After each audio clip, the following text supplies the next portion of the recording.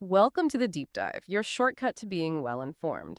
Today, we're jumping into some really big news out of Southeast Asia. Thailand's Prime Minister Paetongtarn Shinawatra, well, she was suspended from office, happened Tuesday, July 1st, 2025.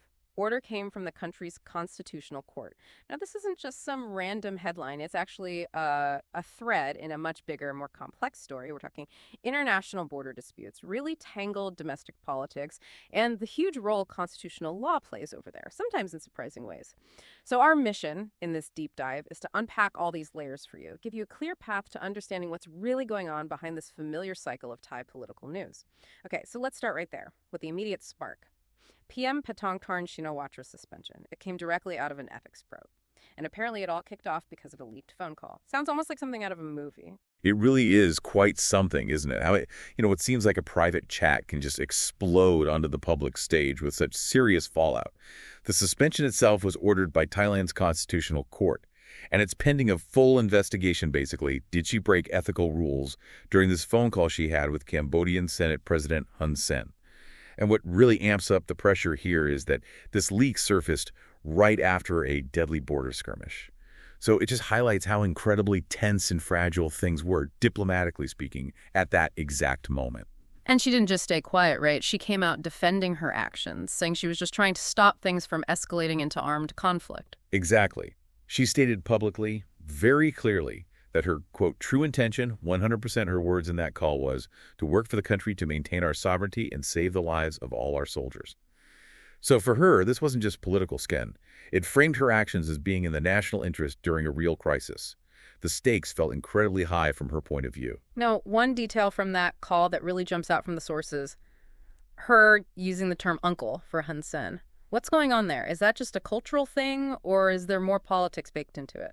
That's a really sharp point, and it gets into that tricky area where culture and politics overlap. Now, uncle is, very common. It's a respectful term across Southeast Asia for older men. Doesn't have to mean you're related. Yeah. But the sources actually dig a bit deeper here. They say Hun Sen is Paetongtarn's uncle by marriage. Oh, okay. So there is a direct family link. There is. And this connection is apparently part of what's described as this ambitious plan involving her father, Thaksin. And then, to make it even more complicated, Hun Sen himself posts the entire recording online. A whole thing. All 17 minutes of it, right on his Facebook page. This was after he had already shared it with about 80 politicians. Wow. So calling it a leak almost feels inaccurate. It seems much more like a deliberate, strategic release. Adds a whole other layer to the political games being played. It definitely wasn't just a private chat that got out by accident. Yeah. Okay, so this internal political drama in Thailand, it's obviously huge, but it's also tied up with their external relations, which brings us back to those border tensions with Cambodia. The sources suggest this is definitely not a new problem. Oh, absolutely not. It's got deep roots. If you connect the dots, the current arguments really stem from this conflict that's been simmering for, well, over a century. It's all centered around the area near the Priya Vihar Temple, that ancient 11th century site. Now, the International Court of Justice, the ICJ, they ruled on this way back in 1962. 1962. Yeah, a long time ago. By a 9-3 vote, they said the temple promontory itself belonged to Cambodia. But here's the catch. Thailand has always maintained that the borders around the temple, the adjacent areas, were never properly fully marked out. So you have this historical ambiguity, plus an ICJ ruling that maybe left some bits undefined, and that's what's really fueling the fire today, is where old legal fights meet modern nationalism. And it's not just land, is it? The sources say they argue over cultural things, too, like boxing and dancing. That sounds different. Why do those things become part of a border dispute? Yeah, that's a really interesting dimension. The sources are quite specific. Both countries make competing claims over cultural products. We're talking Muay Thai boxing, traditional mask dances, even specific types of clothing or food. Seriously? Food, too. Yep, and look, it might seem minor, but it's really not. It taps right into national identity. Who gets to claim ownership of shared history? Whose version of culture is authentic? When political tensions are already high, these cultural claims can become incredibly potent symbols. They rally people, stir up national pride, and just make diplomacy even harder. It shows how identity and territory can get completely tangled up. And this hasn't just been arguments and cultural debate. It's gotten violent. The sources mention serious clashes, people actually getting killed. Tragically, yes. Real human cost involved. Back in February 2011, for example, there were several pretty bad skirmishes right around that temple area. In one case, a Thai civilian was killed. Buildings in a village, Ban Phum's role, were hit by Cambodian artillery, actual civilian areas. Now, the casualty numbers were all over the place. Cambodia claimed they killed dozens of Thai soldiers, destroyed tanks. Thai news reported killing dozens of Cambodian soldiers. Yeah, very confusing. The fog of war, basically. Pretty much. But independent sources did confirm deaths on both sides, soldiers and civilians. It shows how serious it got. And the fighting didn't stop there. It flared up again in May 2011. By the end of it, the total death toll was around 17 people. These weren't abstract disagreements, They were deadly fights on the ground, turning people's lives upside down. And Cambodian PM Hun Sen, he didn't mince words, did he? Calling it a real war and demanding international help. He was very direct, called it a real war, blamed Thailand entirely, and basically said, look, we can't even talk directly anymore. We need a third party involved. That signaled a complete breakdown of trust. And did that lead anywhere? It did, actually. It directly pushed ASEAN, the regional group, to broker a deal in Jakarta. They agreed to allow unarmed Indonesian observers into the disputed zone. That was a key step to try and cool things down. Then, in July 2011, the ICJ itself weighed in again, ordered both countries, pull your troops out now, create a provisional demilitarized zone. And they specifically backed the idea of those ASEAN observers coming in. So, problem solved? Well, not quite so simple. Both sides publicly said, okay, we're satisfied with the ruling.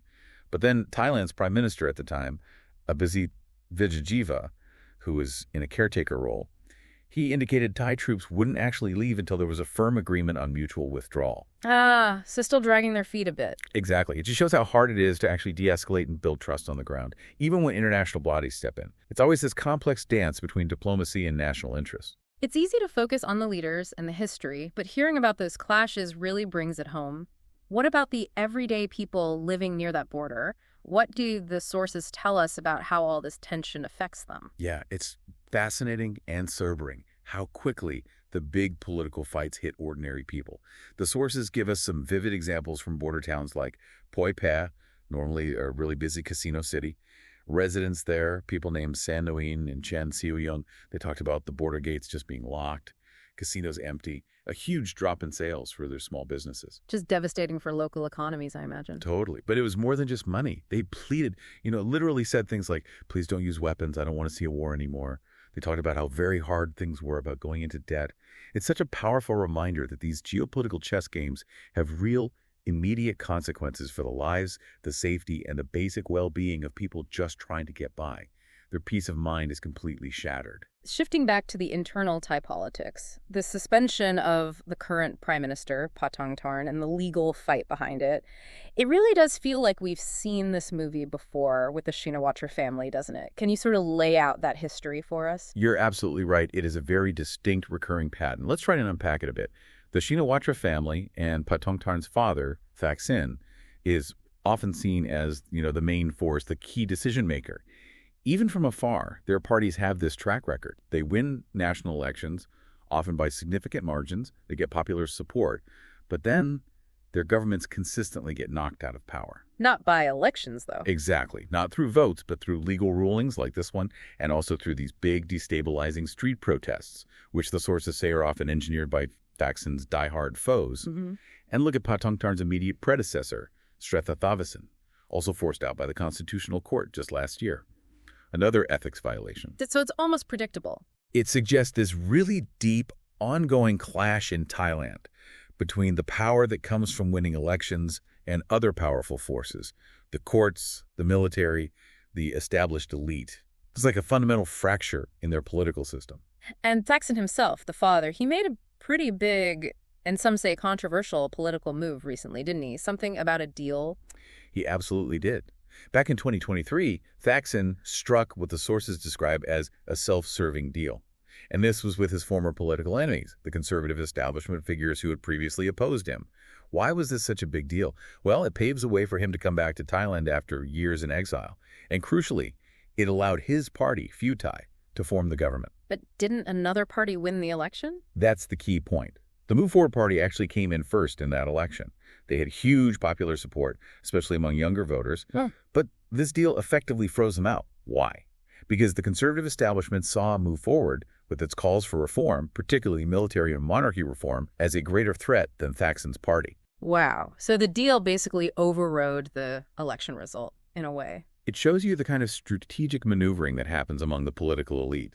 Sometimes maintaining the status quo or choosing the perceived lesser threat takes precedence over the direct outcome of the popular vote. It definitely raises questions about how much electoral wins truly count when faced with these entrenched interests. Which brings us back to the Constitutional Court. Clearly a central character in this whole drama. It seems to have incredible power in Thailand. What makes it so dominant? Is it unusual compared to other countries? That's a critical question about where power really lies. Thailand's 2017 constitution makes the Constitutional Court explicitly supreme. Its rulings are final and binding, period, and that applies to all state bodies, parliament, the government ministers, even other regular courts. They have very broad powers. They rule on whether laws are constitutional, they interpret the Constitution, they define the powers of different government branches. So they're the ultimate referee? Essentially, yes. Their job, on paper, is to make sure everything the government does lines up with the Constitution, the supreme law. But in practice, this gives them enormous influence over politics. They can and do remove prime ministers and dissolve political parties. Compared to, say, the U.S. Supreme Court or courts in many European democracies, its direct intervention in day-to-day politics seems much more frequent and, frankly, more accepted as part of the system, even if it's controversial. Okay, so you have this powerful court operating under a constitution, but then some sources still question if Thailand really counts as a democracy in the way we might usually think of it. What are the arguments there? What makes people skeptical? Yeah, that's where things get really interesting, and this sparks a lot of debate. Critics point to a few key things that muddy the waters. For one, think about the Senate. Under the 2017 Constitution, at least initially, all 250 senators weren't elected. They were appointed. Appointed by who? Appointed by the king, but based on the advice of the National Council for Peace and Order, which was the military junta that took power in the 2014 coup. And get this, some of those Senate seats were automatically filled by top military figures, the Permanent Secretary of Defense, the heads of the Army, Navy, Air Force. So the military was literally sitting in the legislature. Directly involved. This led to heavy criticism of it being a military-controlled upper house. It obviously raises serious questions about civilian control, a cornerstone of most democracies. And then there's the lèse majesté law, Section 112. This makes it a very serious crime to criticize or insult the monarchy. We're talking potential prison sentences up to 40 years. 40 years for criticism? Yes, and it's interpreted incredibly broadly. The sources even mention cases where people face charges for insulting the king's pets. You're kidding. Not kidding. The late royal dog, Kun Thongdang, another dog named Air Chief Marshal Fufu. Insulting them has led to investigations, even arrests. What this does, critics argue, is create a climate of fear. It chills free speech, encourages self-censorship, and makes open debate about important national institutions incredibly difficult, if not dangerous. It raises fundamental questions about democratic freedoms. So to try and connect all these threads, the suspension of this prime minister, it's really more than just one event, isn't it? It feels like a snapshot of this bigger ongoing cycle in Thailand. It's this recurring clash. You have democratically elected governments, power derived from the people's vote, constantly bumping up against and often being overruled by constitutional interpretations from the courts, and the influence of these powerful established institutions, the military, the bureaucracy, the judiciary. It really highlights how these deep historical fault lines and existing power structures keep shaping what happens today.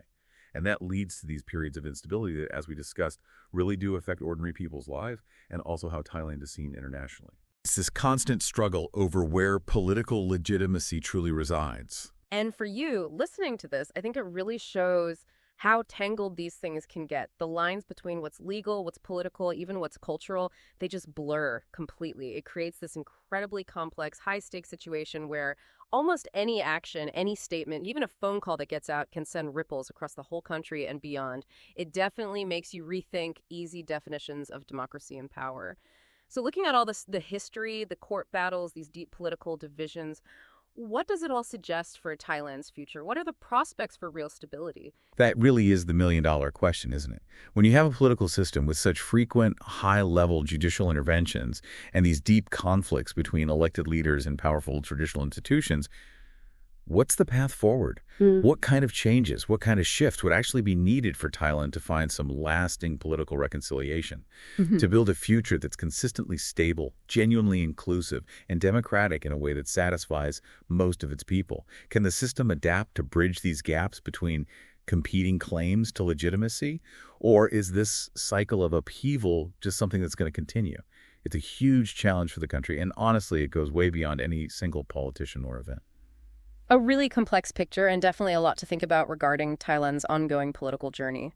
Keep those questions coming, and we'll keep unpacking these deep dives for you.